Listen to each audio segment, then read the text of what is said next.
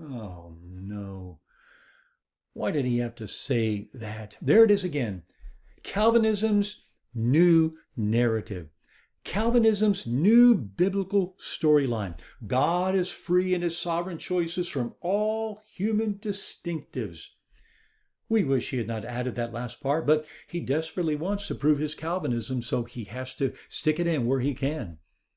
And so now, with this idea, the primary narrative of Scripture is no longer that God chooses Abraham, Isaac, and Jacob and their descendants to bless the Ishmaels and the Esau's of the world.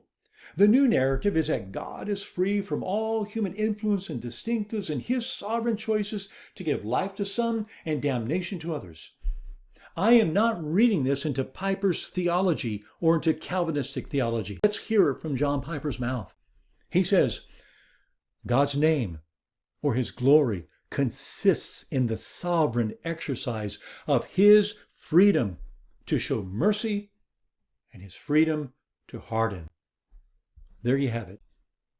According to Calvinism, that is the essence of God's glory.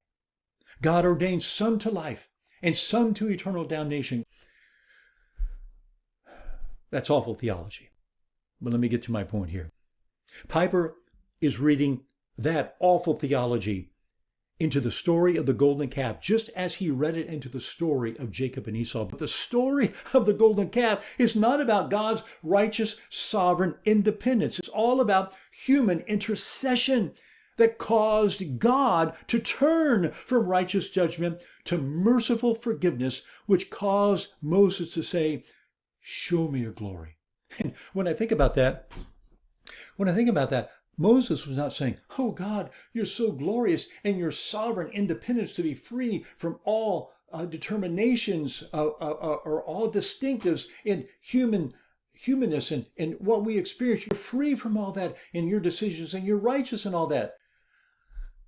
That makes absolutely no sense in light of the fact that Moses was praying and Moses was seeing God answer his prayers and turning again and again and again in response to what Moses was saying and doing.